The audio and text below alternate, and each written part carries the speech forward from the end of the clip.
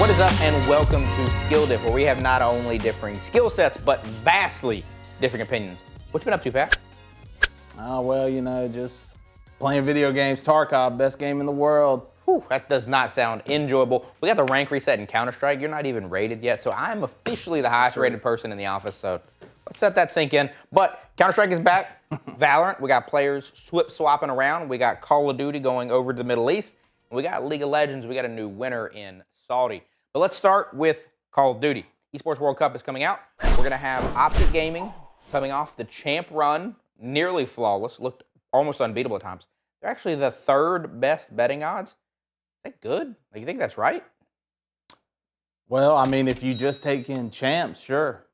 I mean, it seems like they should be higher. Or not good, they should be higher.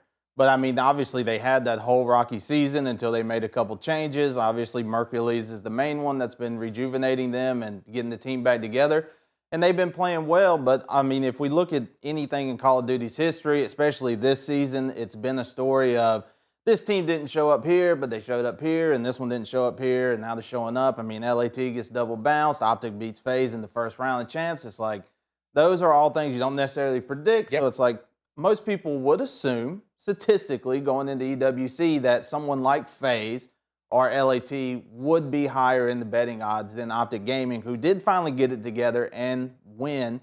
And maybe it's got to do with like group placements and stuff like that into the EWC as well, because some obviously have it a tad bit easier than others. But I think Optic being at third place, I think is actually very reasonable. I think that's a good spot for them based on their previous performance at champs and the little build up to it with the teammates that they got going on now. So I think that's fair. LAT being up high, I think at number one, I think might be a little bit of a fluke. Maybe at least give them two. And FaZe, I think FaZe still deserves to be at that number one spot because although they didn't win champs, they didn't have the best performance. They've been pretty consistent all year long with just those couple little hiccups. Yeah, that's what's crazy to me is that the team that gets double bounced is the team we have as the favorite. And at times I don't disagree. FaZe and LAT both have looked very inconsistent at best. But Optic, since they've assimilated this roster, they've made a trajectory in one path, and that's upward. So it's a little crazy to me to give them third place. My advice to anyone is take the betting odds. Like, this is a good gamble. I'd run this gamble. I'd take this bet. They're going to be third. The other weird one to me is as you look down the list, Falcons are only ahead of the Gentlemates, which is kind of crazy to me because actually in the Falcons roster isn't that bad. I actually think they probably should have been like 6th or 7th going into champs, but because the first half of the season they were terrible, didn't pan out. So I actually think the Falcons will probably be a little bit of a sleeper team here. But yeah, the Optic one, it just doesn't feel good. And that's, again, mostly because they did just win. They've not looked bad with Mercules. And at times, LAT, they just look bad. Like the last event, they look bad. And then FaZe, rumor is they're holding together just for this event, so we'll see what that is. But I don't know. The betting odds are weird, but hey, if you're gambling, man, it's probably a good time to play some wagers.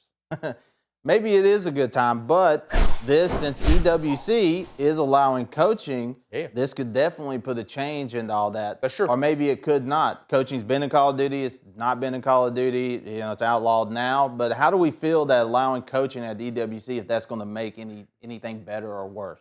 Yeah, I mean, I think between the coaching change as well as we're actually using the brand's names correctly now. Like, we actually have Optic Gaming. We actually have FaZe Clan.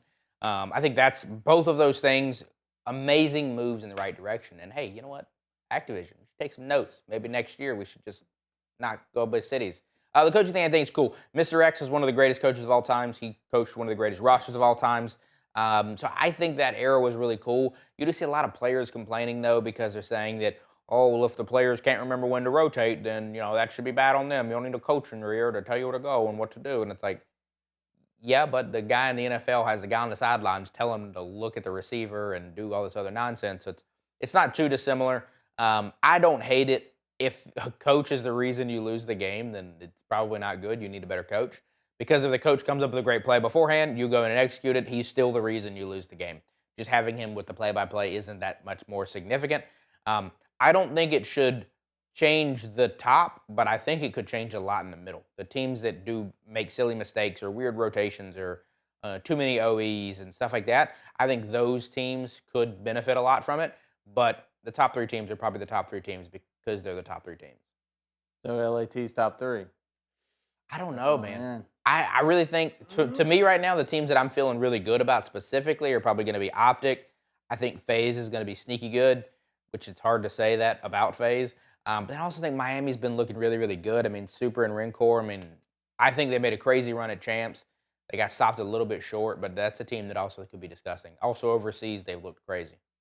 Yeah, maybe. I mean, I think coaching in any regard, I feel like that should just be like a normal thing. Most esports incorporate this in some way or another. Not necessarily maybe they're on the stage the whole time, but Yeah, they're incorporated in this in a way because like that's what the coach's role is for. sure. And as a player, a lot of times, at least for me personally, I can't speak for everyone, but like you get a little tunnel focus. You're focusing on one thing, Yep. and like maybe you forget that this is the time in 2 seconds you need to do this or whatever because you're so focused on what you're doing. And sometimes you need that coach there to be like, hey, we need to do this. We need to move over here or rotate or whatever it may be, or even get your head straight. Maybe it can be a vibe thing. Maybe your coach can just help keep the morale going after Yep. like a disappointing close defeat in hardpoint or something. I think this is something pivotal, but yeah, I don't think it's really going to shake up anything. I do agree with you that it's like, yeah, sure, maybe some of the lower teams might get more of a boost than necessarily the top team, so to say, with coaching. But it should be allowed. I think in the regular CDL, whatever, this should be a thing. Just common sense to me. Yeah, because I mean, even when you think about that crazy play from Champs when Shotzi made a great rotation to the final point that ended up securing them the chance to win, it's like that is a decision that he made. And sure, you might have a coach tell you to do the same thing, but clearly we watched him make the correct decision. These players are more than capable. So the tunnel vision probably is a thing that again probably impacts less elite players, and that's why I think those might be the most impacted. The next thing that we want to hop into though is we're going to shift over into your beloved Valorant. We've returned. It's fine. We've returned from the Middle East. We are back, and we are in the next stage of competition. We got Boostio getting benched at 100 Thieves. We got G2 still playing without Leaf. It isn't probably going how we predicted. What are your takeaways from the first few games through the current VCT in America? In America specifically.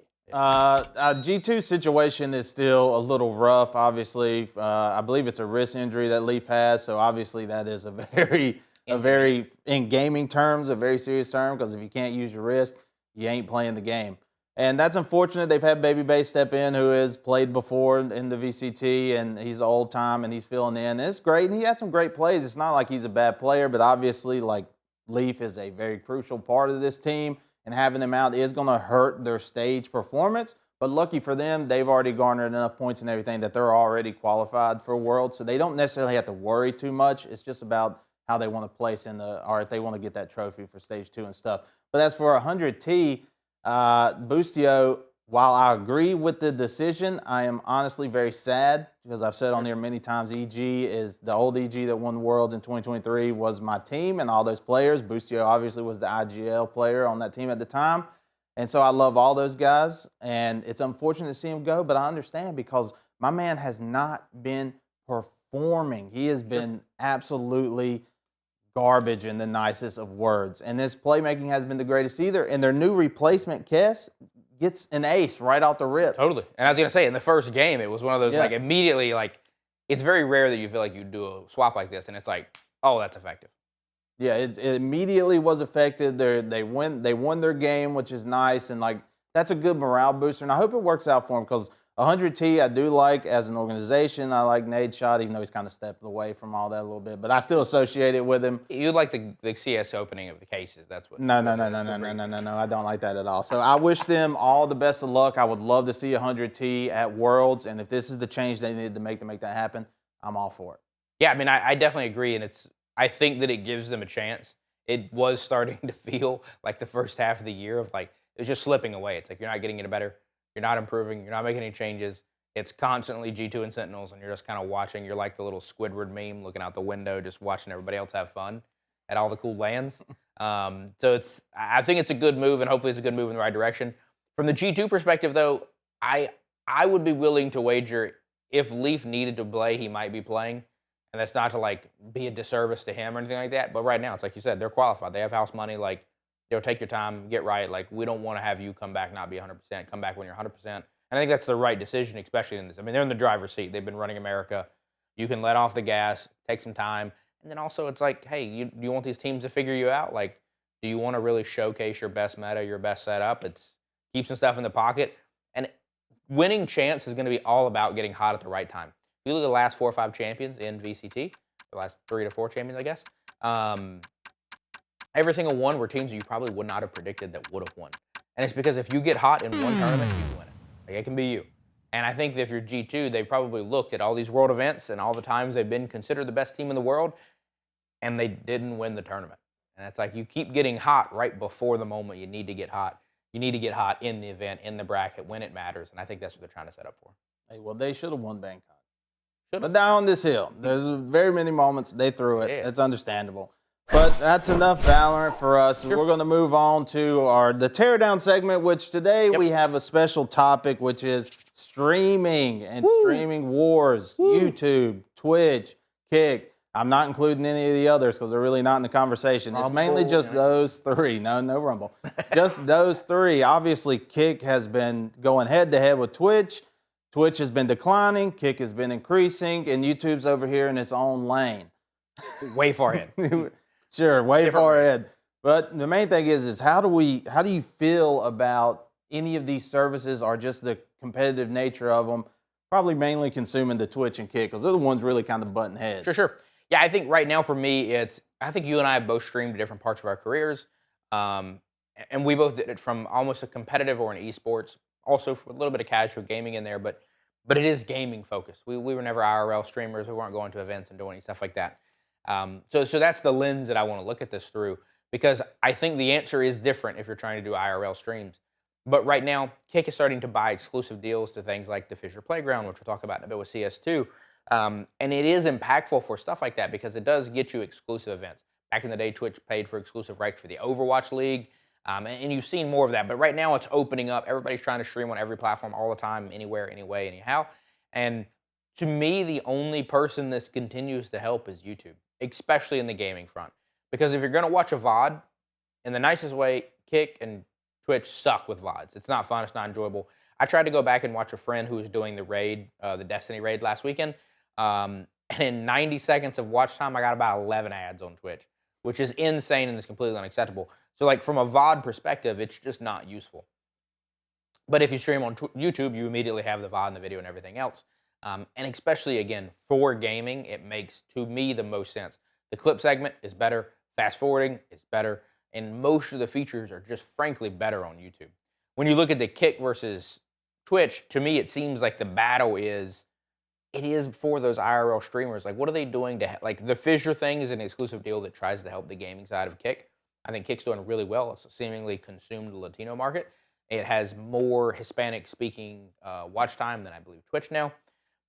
But at the end of the day, like, that's not esports driven. That's not gaming driven. That's more IRL content. That's Aiden Ross. It's Sinnott. It's iShowSpeed, which I think are cool creators and they're awesome creators. But if I want to go watch or look up something on Sinnott, I'm going to look it up on YouTube or I'm going to look it up on Twitter. I'm not going to go to Twitch because I can't search there. I can't search on Kick.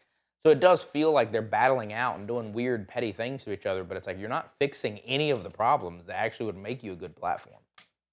Yeah, for sure. I mean, I think a little bit of your old-headedness is coming out there. You know, you're not in with the new gen. That's understandable. I mean, I'm not really into it that much either, but they have kind of evolved the streaming market in different ways. Like, you know, we had like not that many years ago, it was like Ninja. Ninja was like that dude who was changing the game. Got and the Drake on atmosphere. Yeah, he was elevating it. And so now these are just kind of the new names that are kind of elevating it to the next level, which does include less gaming. It's still kind of there for certain. Kai does gaming stuff, obviously more so than people like Aiden Ross or any of those, or XQC. XQC still does some gaming, but most of the time I ever see him, he's hunched over, comes up on the steak website, just and in the slots. But same thing with Ludwig though. Is like I think Ludwig is a really good example of he's still integrated with gaming, but then also integrated with more IRL events and stuff like that. But the thing is, like, if you want to watch what happened at something or you want to go look at Kai's best clips or whatever, you're going to go to YouTube. Like, nobody's going to go to Twitch to watch. I don't disagree. I mean, I think YouTube, for me, that's anytime it comes to watching gaming events specifically, I always default to YouTube as my preferred because it's easy to go back and forth. If you're coming in late, you can easily just rewind that. So simple. Go to live, whatever it may be, is where the other sites, they're bombarded with ads. Twitch has just been on the decline. I still like Twitch. It's an OG thing. Like that's never gonna fade for me. Yeah, they make stupid decisions constantly. And I think they could, in all honesty, they could turn that platform around if they just got their heads together and actually went in the right direction for once instead of. I do. To me, I think they just lost. They made so many categorically terrible decisions that they just lost the faith of everyone to allow. Like, I don't think Kick is a bad platform. I don't think it's full. I mean, I think that the meme is that it's full of degenerates. But I think a lot of the people. Twitch. But Twitch is the same, right? And it's like I think that a lot of people just got so upset with Twitch and their lack of transparency. Whereas Kick may have values that you disagree with, but at least Kick stands for whatever they stand for, right? Like even the new terms and service updates from Twitch, you can absolutely have links to other platforms in your About Me in your Twitch, but you can't promote them. What does that mean? Does that mean I can't say I stream here, I watch here, here is my Kick, here is my YouTube? You can't say that? Now maybe you can't say watch me on YouTube, watch me on Kick. And it's like, what are we doing? And it's also like, if I'm linking you, if Aiden Ross is linking you to the Aiden Ross Clips channel, is that promoting his YouTube? Because that's not streaming, that's promoting his YouTube VODs, which you don't really have on Twitch. And it's like, it just seems so petty. I mean, we went through the weird eras of black box streamers and all kinds of stuff. Now we're in a VTuber and IRL era, and it's like, it's just very odd. It just feels like such a weird place. And to your point, it's crazy to me that we watched the League of Legends World Championship in, I believe, 2014 on Twitch.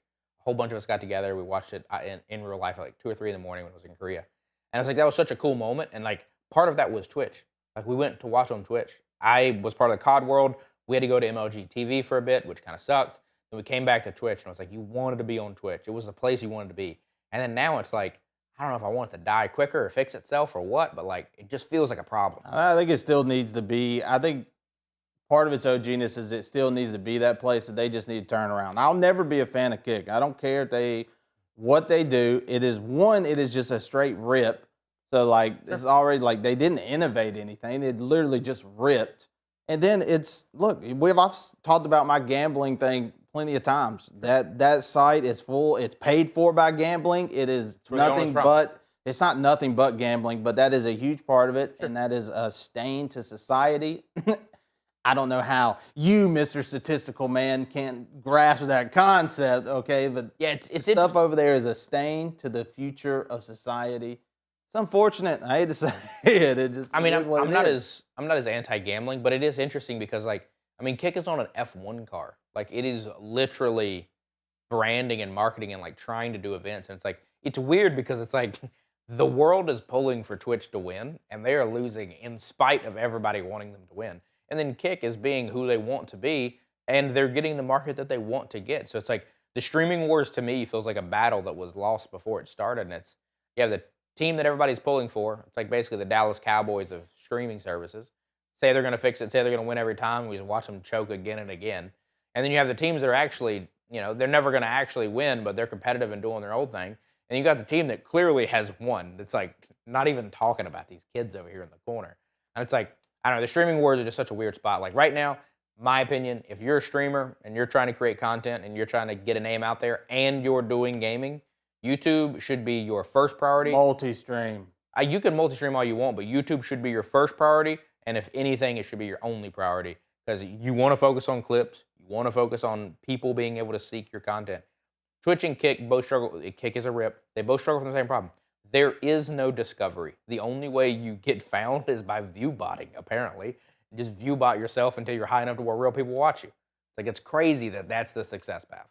And that's it. And that's the thing, they just allow all that stuff. But it's all just nonsense. Like I don't hate the people who stream on Kick. I'll make that clear. If you stream on Kick and you're not a degenerate gambler, or these people who were getting like PDF files of women on Omegle. If you're not any of those, you're fine. I get the hustle. I respect it. The platform is just the people who own the platform and part of it and getting all the money is the problem. That's beside the point. I'm going on a tangent. We need to move on from this topic. Dude, YouTube best. YouTube number one. Dude, maybe I'm too old. I don't know what the PDF thing is. That's crazy. But speaking of Kick, right now CS2 was streamed last week and exclusively on Kick for the Fissure Playground. Tyloo was able to win that. Biggest prize pool ever. They're now the 22nd team in Counter-Strike to have over $2 million in prize earnings, which is the most of any esport, unsurprisingly. Are they a real contender for IEM, or do you think this is kind of like, it's been a bunch of bad teams? Loading it up for the first question, huh? I think Tyloo is a good team, and I think they showed that. And beating Astralis is not necessarily an easy feat. I mean, they just had their changes, and you got Hooksy there, and they were expected to win this tournament, and they beat them. So that is major props to them. But unfortunately, that hasn't shown how you're going to handle, obviously, the more top-ranked teams, even like your Aurora, your Mongols, the teams that are really hot that have stood against these other top teams. So I think there is that definite probability. It's just I don't know if they're capable of necessarily winning IEM, but I think they could definitely crawl their way up into those top brackets. It's just we're yet to see, because there's so many unsuspects, so many team swaps even on the upper things that we haven't been able to see what these teams are going to bring. So there's a chance that with those new players, Tyloo could come in and potentially be able to do upsets on them, because maybe they're not too familiarized with themselves yet, or they haven't meshed their team together in the tournament atmosphere yet.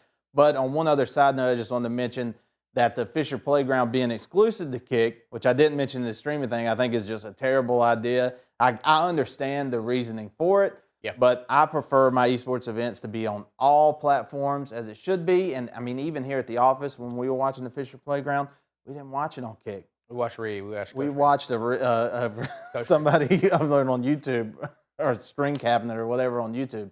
Because it's just like, I think stuff like that, I get the point, you're trying to draw people there, but that in return, as a casual viewer who just wants to watch it, it's like, I don't feel like I want my YouTube.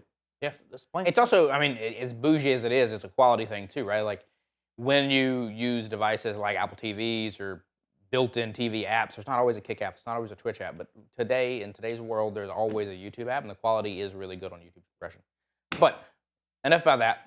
On the note of Tyloo themselves, I think it's really impressive. They had to play with their coach for a little bit. G was out, came in for the semifinals. But to me, the biggest piece that this gives you is it gives you the confidence that you can win. And that's the thing that I think Counter-Strike does that's so beautiful compared to any other games. Like, in the nicest way, if you're a 100 Thieves fan in Valorant, when's the last time that team got the confidence they could win an event? And it happens very infrequently because there's only the S's of S-tier events. And not that the Fisher Playground isn't an S-tier event, because the prize pool absolutely says it's an S-tier event. The competition in it wasn't the top 5 teams. So that lets teams outside of the top 5 feel like what it's like to win again. Understand. Well, there was 2 in the top 10, I think. But it lets you understand what it's like to get that victory, what it's like to go through the event, go through the practice, last for a week, going through a bracket, going through groups. And it does build that resilience. It also gives you more reps into the game, because if you, as a, let's say you're the 20th best team in the world, Gamer Legion or something like that, if you show up to every event and just get smacked by the good teams and go home after 2 games, you're not getting in reps. So you need to play a tournament of people of equal stature. And this tournament felt like teams of equal stature. I mean, you saw that Tyloo was joking about that. They were trying to make up for Lin Vision losing to Astralis. And it's like, realistically, Lin Vision, if they beat Astralis, they could have beat Tyloo. It's like you wouldn't have been surprised. It felt like the teams were much more even in this event. We're about to see Vitality play, and I don't know that we're going to feel that way anymore. But it is good. I think it builds a ton of confidence, and I also think it helps kind of build players into what they need to be winners. Unfortunately for Tyloo, I don't think this roster stays together and wins a significant event with significant teams there, but some of these players may go on and be able to accomplish that. I'm sure. I mean, I think it's cool, sure, that they're allowed to be able to have these tournaments where, the top teams take breaks and stuff, and it allows them to be able to win, to be able to have the chance to win and be able to take home that money, because that helps fund the org to continue 100%. Its existence and going forward. But at the end of the day, that doesn't make me believe, because Tyloo won this, that they're going to go and dominate IEM. It just doesn't seem reasonably plausible. It also hurts when the first game they play in IEM, I think they get 12 rounds and 2 maps, which isn't good. So it's just it's all just, I don't know. It's a whole lot of hoopla. We'll see. Yeah. It's going. IEM's going on now, right now as we speak, as we're recording this. But now we're moving on to everybody's other favorite game from Riot. The best gaming company in the world. Who's favorite? Everybody's. Everybody's. Okay. League of Legends. Oh wow, I didn't know that. Yeah, everybody loves League of Legends. Anyway. EWC for League of Legends just ended. We're moving on from that. But this tournament It had a strange format for league, going in with BO1s mixed with the BO3s. But anyway, the same outcome happened as it happened in MSI, just maybe on a less spectacular scale. Gen.G won against All Gamers. Anyone's game. Yeah, I'm messing up their name. AL. Yeah, AJL. Beat them in a close game that started off rocky for them. Going G2 going up 2-0. And then AJL trying to reverse it, and it goes to a Game 5 banger at least. But Gen.G comes out winning. But the main thing for EWC was, does this even matter? Is Gen.G falling this close to AGAL? Is that a problem? Is it not a problem? AGL underrated? Yeah, I think to me, when I look at it, it's tough because Gen.G for the first time this whole year have looked mortal. And I don't know if it's fatigue from the length of consecutive play. I don't know if there's just chinks in the armor. Maybe it happens. Maybe they aren't as flawless as we once thought that they were. So it's tough to say. I do think this is a good showing from a Chinese team to compete with them. We got to see Korea versus Korea at MSI. T1 still look good. They look dangerous. They look like they can win it. Anyone's Legends looks like they could win. So it's interesting because now it actually looks like there's 4 teams as we look towards Worlds that have a chance of winning. Whereas by MSI, we really thought it was going to be one team could maybe upset another team. So I don't know. We'll see. To me, the biggest takeaway, though, is what does Gen.G do? Like we talked about with Valorant earlier, you want to peak at the right time. That's how you win World Championships. You have to peak at the correct time. And I think if there's any player in any esport in the world that knows how to peak at the correct time, it's Faker. There's been many years where he's not looked good. They squeaked their way into Worlds, and he got it done. Even though they didn't get it done, they made incredible runs with underperforming teams, with lack of talent. This year he has talent. He has a really good roster. He's looked arguably like the second best in the world. His team has looked arguably like the second best in the world. But all it takes is Gen.G to look bad one time in a bracket in Worlds, and we've now got Faker doing it again, making another run, making another win. So I would be nervous if I was Gen.G. Hype train. 100%. I mean, he's consistently gotten it done more than anyone else. But also, if you're a Gen.G fan, it's got to be a little scary, though. Like, you look like the hottest team in the world all the way up to Saturday of last weekend. Because up to that semifinal matchup, it looked like no one is going to beat you. You've weathered every storm. You've never had a problem. And then that semifinal matchup, you're like, oh, they don't look perfect anymore. They won, but they look beatable. And then you watch the first 2 games, and you're like, okay, cool. You know what? Maybe there's a fluke on Saturday, and everyone's on it different. But then by the end of that series too, you're like, oh man, they really look beatable. You get different drafts here, you do weird stuff different, and then you start thinking back to MSI, and it's like, hey, if T1 aren't in Game 4 counter picking you for Game 5, and maybe they all in Game 4, maybe T1 win that 3-1 instead of dropping it 3-2 on the backside. I don't know. I'd be nervous if I was a Gen.G fan. I mean, I wouldn't necessarily be nervous if I was a Gen.G fan. I mean, obviously T1 is always a contender for them, but they have been consistently beating T1 this whole season. Yeah. Sure, they've been close. MSI was close. It's not like Gen.G just dominated T1. It's like these teams they're very close, and it can be very tournament specific that, like, if Gen.G shows a little bit of weakness, T1 might be able to capitalize on that. But I think the same goes for AGL because, I mean, T1 got eliminated or, knocked down and made play in that 3rd place match or whatever. And that's a good team, T1, that just went toe-to-toe with Gen.G, who then go toe-to-toe with Gen.G. So I think it's just like a collaboration of, like, a little bit of fatigue because EWC is coming right off the backs of MSI. So I think that definitely did play a little bit of hand in it. But I don't want to understate how good AGL it can be and will be. They have the potential to upset them, whether they're playing at their best or fatigue or whatever. I think it's definitely plausible, and it creates that dynamic of at least a couple of teams that potentially have the chance to move forward in here, make Worlds interesting. I personally, of course, want somebody from NA, whether that be FlyQuest or whether that be Cloud9. Look, I love it's not necessarily plausible, but I'm a believer. The viewership would be G2 got 4th.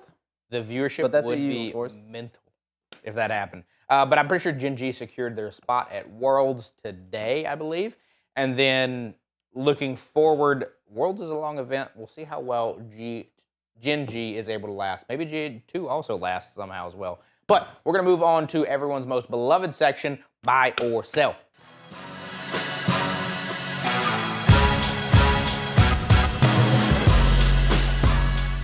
All right, welcome to Buy or Sell, and the first thing we're gonna hit is gonna be a heavy one because I know this man is about to bleed some passion, because nothing would make us feel better than being in a lobby with 4 of our closest friends in Battlefield 3 like the old days. And supposedly we're gonna be getting that again because we're about to get some Battlefield, probably gonna be getting a beta. Tomorrow, when you're watching this, you're gonna be getting the announcement trailer, which I'm hoping surprises us with an immediate beta. I don't know if it will, but it'd be sweet if it did. The big piece of this, though, and this is the buy or sell portion, they're going to let you do both of the class setups. Both. The open and the closed version. Whether some are going to be locked to operators, I assume, in some capacity, your medics and your gunners and Don't call them operators. It's basically the same thing. And then the other side, you're just going to be able to use whatever guns you want free willy-nilly. I don't know exactly how they're going to have both in there. Is it just going to be a choice when you go in? I'm not sure. But do you think, buy or sell, this is good for their testing purposes? Sell. It's going to be a sell no matter how you phrase it. This just divides the community. Either stick with your guns like you said and you want to make it open weapons for all classes, or make it like Battlefield used to be and just make weapons class specific. It's not that hard. Your most successful games were made this way and followed this system. Your worst games went away from that system. Why are we trying to do stuff from worst games? Do stuff, make game work, make good game sell. Executive says sell gun to all, not to some. Doesn't matter. People will buy regardless, okay? We buy, in Valorant specifically, if you want the skin just for the Vandal, you can only buy that some rounds. You have to buy just that skin. You don't get the skin for every gun. It doesn't matter. If we wanted to play Assault, that's our favorite class, we'll buy Assault skins. But then when we go to switch play Engineers leveled up, we're going to want to play Engineer. Anyway, I'm ranting on for too long. It's a terrible idea. It divides the community. I'm buying this for the chaos. I don't think it's a bad... It could be done well. And I do think there should be things tied to the medic class, because I do think that you don't want a super soldier medic. I like the fact that medics are somewhat nerfed. I like the fact that, hey, if you want to be a sniper, you don't always have the ability to have unlimited ammo on your hilltop.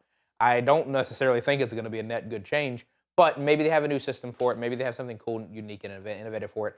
I think what they did with Star Wars isn't bad, because Star Wars' system was a little bit different. You also are basically superheroes in that game, so it is fundamentally different in the Battlefront side. But I'm curious to see what it looks like. I'm going to give them a chance, and if they hate it, I don't care. Piss off half your community. Who cares? Screw it. Go back to the locked class. All right, we're moving on. Wrap it up. 100T out of the LTA. They're done. Pulling out. LTA North. They're out of it. They're done. LTA North. Buying or selling, smart move? Oh, it's great for 100 Thieves. But if it's for 100 Thieves, I've bought this. Great move. It's weird. The current status of the not LCS is very odd. And the way they worded it as well didn't make it seem like they sold the slot. I mean, they sold it back to Riot. So maybe we're just going back to an invite system similar to how currently Valorant works. It really feels like we're at the end of the failed experiment of the not LCS. This whole divergence into the LTA doesn't seem good. The viewership in South America doesn't seem good. Seems like a weird spot. So if you're 100 Thieves, yo, walk away, enjoy it. Good vacation. You had a good run. Yeah, I'm buying as well. I don't like franchising, never have, never will. I don't like buy-in slots for games. This isn't real sports. This is different. We don't need to try to copy them just because that works in that ecosystem. It's a different ecosystem. I like for teams to be able to have their opportunity and chances, and it's not about how big your wallet or how many investors you can get to fund this gaming company. They make enough money doing. Yeah, 100%. I also think that, like, the core concept, it hasn't been bad, which is the crazy part. Like, I actually was fortunate to go with 100 Thieves to the LCS studio to do a tour, to go through for their first match there. I got to watch that in person. Really, really cool experience. I don't know what we're doing now. And it's like, if you're 100 Thieves, it's like, you got sold on that, and now we're here. What? Whoa, this is not going good. Trash. Fix your stuff. It's LCS. Trash. It's not LTA. Who cares? So, the next thing I want to talk about is YouTube has officially been caught censoring your content. Uh-oh. Technically, YouTube is saying it's not censoring. They're basically saying if you watch too much political stuff or too much bad stuff or gore or whatever, they just push you some happiness and some entertainment, because, you know, they're probably saying it's for retention but not censorship. You buying or selling? Are they censoring your stuff, or what's happening? Buying as in they aren't? They are if you're buying. They are. Buying, they are. Oh, buying, they are. This is Google we're talking about. They've been a prime suspect of stuff like this in the past, and it's like I get some of it is for good, and I get they're trying to argue this whole betterment for society and rabbit holes and all this nonsense. But at the end of the day, if I want to watch sad stuff, let me watch sad stuff. I don't try to feed me kittens playing. I'm trying to cry it out. Don't try to force me into a certain mood. Okay, it's that simple. I'm selling. They care about money. They don't care about you, in all honesty. And what they've determined is when you're sad, you inevitably get into a crying fit. You got to go buy more tissues and some booze or whatever else. So you leave YouTube. They don't want you to leave YouTube. If they take you from sad to happy, you stay on YouTube. I think people are looking too much into this. They care about one thing, and that's you watching the end of this video. And if you're watching the end of this video, they're going to give you something that's going to make you watch the end of that. That's all they want to do. Okay, well, speaking of giving you something to watch, we all know what happened with the CEO and the HR and the Coldplay. Yeah. Big time news. Got caught having an affair at a Coldplay concert on the Jumbotron. Allegedly, technically. Got caught having an affair at the Coldplay concert. Allegedly. But anyway, now everybody is on this train, whether it's people making quick little video games, you got sports getting in on it, social media branding, or, advertising, whatever. Everybody's hopping on this little trend of dunking behind the camera when you're caught on it and dunking down, turn around. Anyway, grifting are cool. Buying it's cool. Selling it's grifting. Selling for sure. I think this is stupid.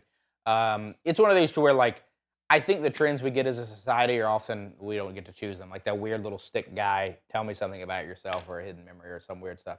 We don't have to get to choose these. I do think it's unfortunate when it's at the expense of others, specifically, which this one, if we're doing the Harlem Shake, that's one thing.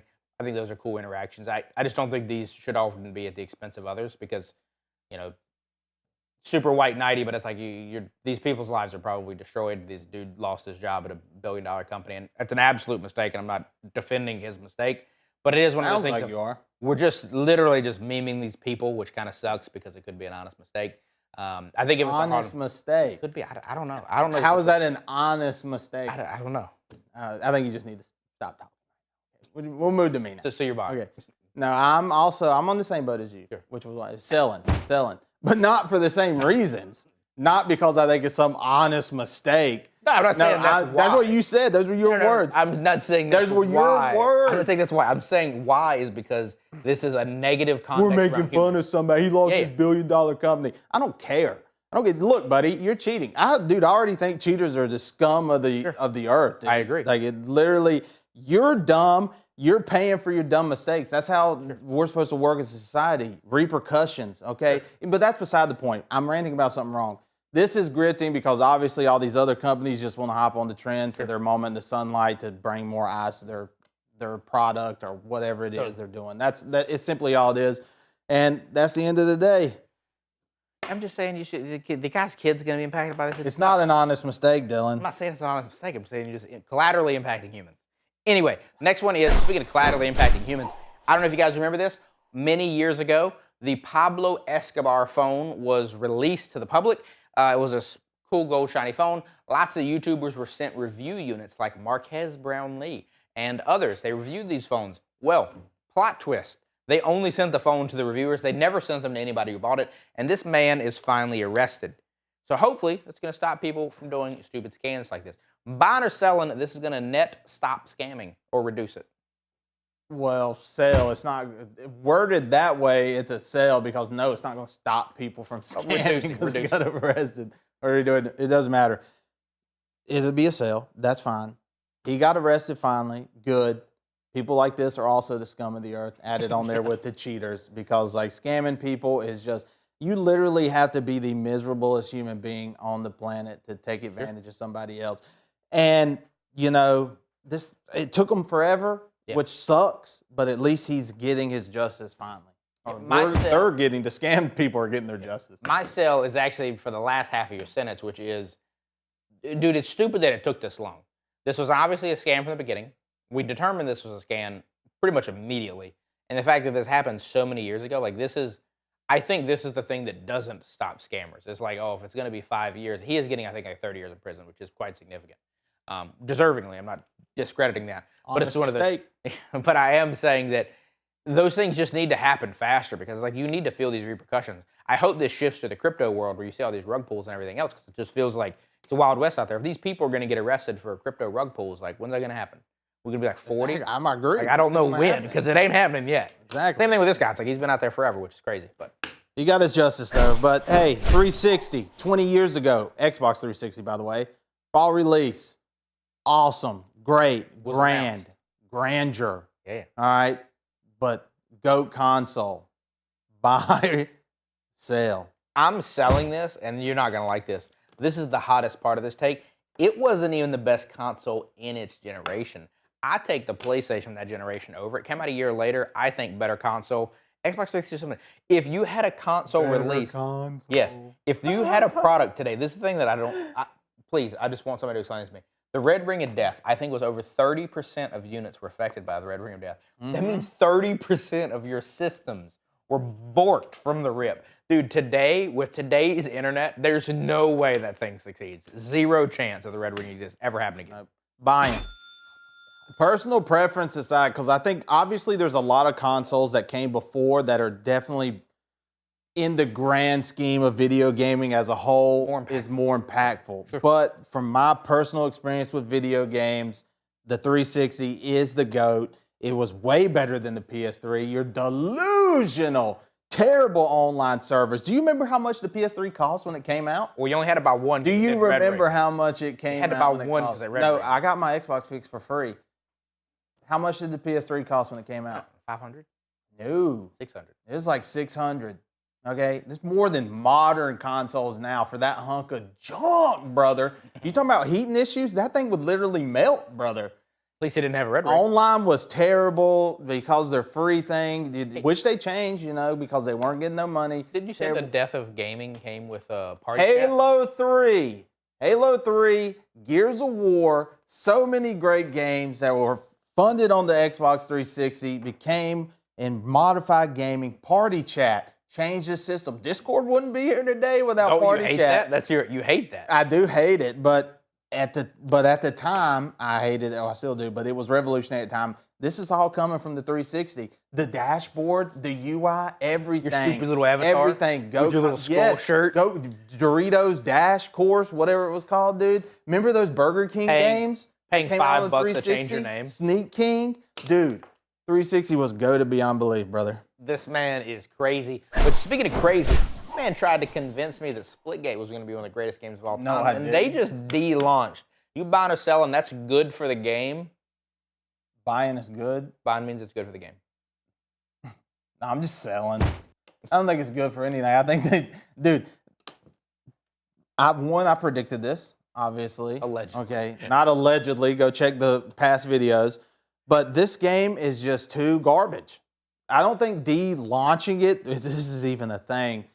I think in the long run, it will help the game, obviously, because they're going to put more work into it. They're going to make things better. You just don't think it's going to matter? No, it's not going to matter because the game itself is too niche. It doesn't matter. Nobody wants to play a game where somebody can shoot a portal across the screen and shoot you when you can't even see them. I like the portal mechanics, but I should be able to see through those portals. I shouldn't be looking into a black void as bullets are as where they can see me, but I can't see them. That's the stupidest mechanic in any video game I've ever seen in my life. I'm going to buy this only because I think there's so much media attention around it. I think that they could go back to the chopping block. They could make the game a little bit better, get a little bit of good PR behind them. I don't think it was a terrible game. I don't think Halo is a terrible game. I don't like Halo. This feels like Halo with Portals. I think Portal's a good game, but I don't think Halo's a good game. It's very weird. I do want to note I have a 100% win rate in your BR, so I just want that to ever. Dude, your takes are horrendous. Halo is such a better game than Splitgate. You are insane. It's like the same shooting type mechanics, and I'm saying I don't like Halo that much. I'm not good at it. I don't like it's not the same. It's similar. It's similar, but it's not the same. Yeah, it's similar. God, Halo is so much better, and that is a trash game.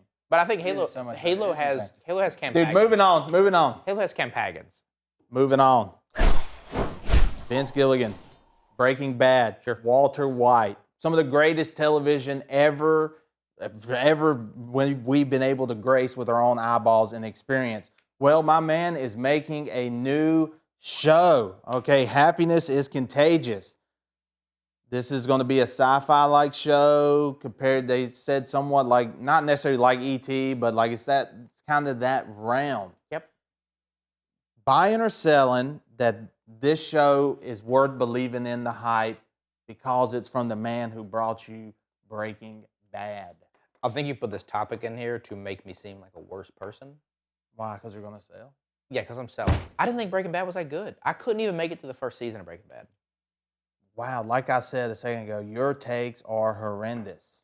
It's fine. You are an unfun, unhappy individual. That could be true. This could be, and this might be bad by everyone else's standards, but I actually might enjoy this. But I didn't see the hype on Breaking Bad. I didn't see the hype on what's the follow-up? The El Camino, and then Better Call Saul. Like, fine. Okay, well, he's selling.